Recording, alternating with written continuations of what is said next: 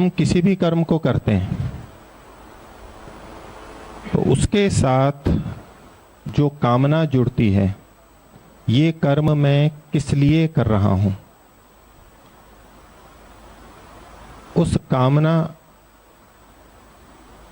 की भावना रखते हुए, इच्छा करते हुए, उस फल की इच्छा रखते हुए कर्म जब किया जाता है तो सकाम कर्म कहते हैं।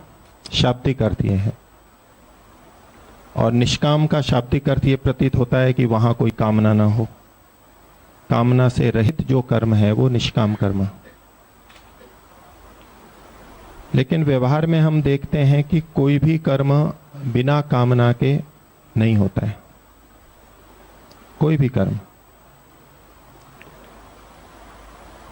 आध्यात्मिक व्यक्ति भी अपनी शांति के लिए साधना आदि करते हैं, संतोष के लिए परोपकार करते हैं, मुक्ति की कामना से साधना करते हैं, तो वहां भी कामना होती है दुख से निवृत्ति की, सुख की प्राप्ति की, आनंद की प्राप्ति की।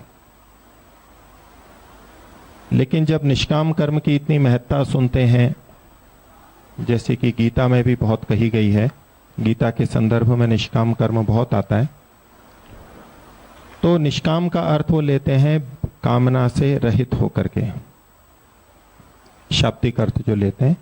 और फिर जब वो साधना करने लगते हैं तो जब मुक्ति की या शांति की या आनंद की बात आती है तो कहते हैं कि यदि ये कामना हुई तो निष्काम कर्म नहीं हुआ, अगर ये कामना हुई तो निष्काम कर्म नहीं हुआ, मुक्ति की कामना कर ली तो फिर निष्काम कर्म नहीं हुआ, और निष्काम कर्म नहीं हुआ तो मुक्ति नहीं मिल सकती।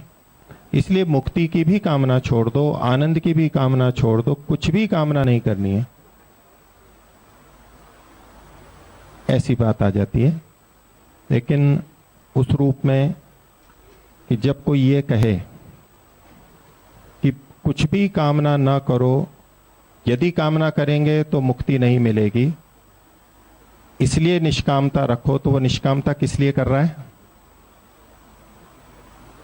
मैं फिर से बोलता हूं, एक व्यक्ति मुक्ति की कामना से कर्म कर रहा है, दूसरे ने कहा नहीं निष्काम कर्म होने चाहिए, क्योंकि यदि मुक्ति की कामना कर ली तो मुक्ति नहीं मिलेगी, क्योंकि वो सकाम कर्म हो जाएगा। अगर मुक्ति की कामना कर ली तो सकाम कर्म हो जाएगा, निष्काम नहीं रहेगा। इसलिए क्या करना चाहिए? निष्काम कर्म करना चाहिए। मुक्ति की कामना भी नहीं करनी चाहिए, क्योंकि मुक्ति की कामना करने से मुक्ति नहीं मिलेगी, यही ना?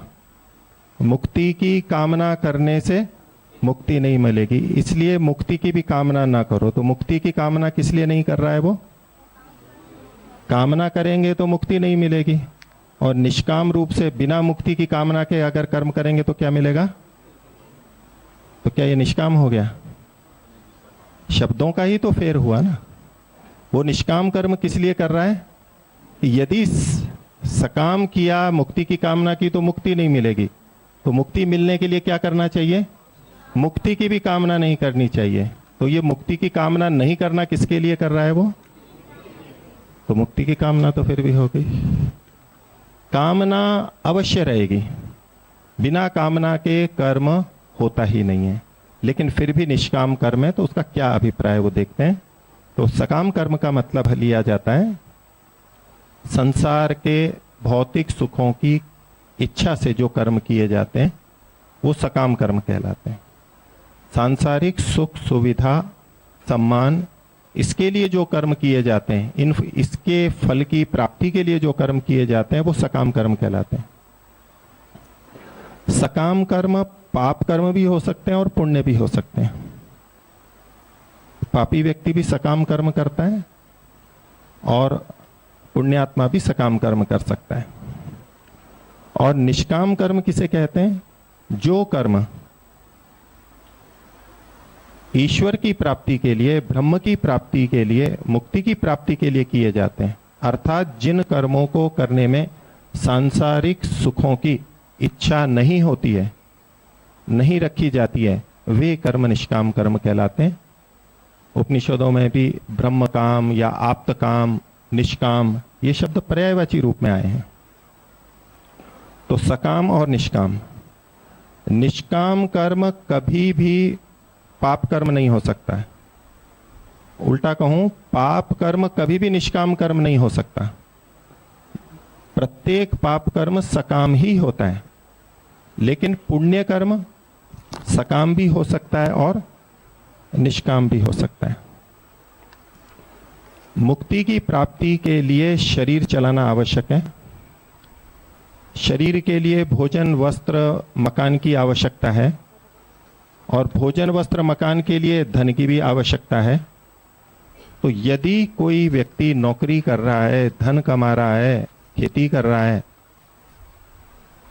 वो पैसा चाहता है, पैसे चाहते हुए भी वो निष्काम कर्म करने वाला हो सकता है। यदि उस पैसे कमाने का लक्ष्य उसने बनाया है, इससे मैं शरीर के सुख सुविधाओं को बनाऊंगा, इसका स्वास्थ्य ठीक रखूंगा, इससे साधना करूंगा, परोपकार करूंगा, निष्काम कर्म करूंगा और मुक्ति की तरफ जाऊंगा। तो मुक्ति की कामना से भौतिक सुख साधन भी यदि एकत्रित किए जाते हैं तो उचित मात्रा में ही होंगे, और उनको एकत्रित करना सकाम कर्म नहीं कहलाता, वो भी निष्काम कर्म कहलाता है। और चाहे परोपकार किया जा रहा हो, और वो यदि सांसारिक सुख सुविधाओं के लक्ष्य से किया जा रहा है, सम्मान के लक्ष्य से किया जा रहा है, साधना भी इसलिए की जा रही है कि लोगों में मेरा यश हो, प्रशंसा हो कि ये बहुत बड़ा साधक है, लोग मेरे को पूजें, मेरे अनुयायी बने, इन लौकिक लक्ष्यों के लिए यदि साधना भी की जा रही है तो वो सकाम कर्म कहलाती है।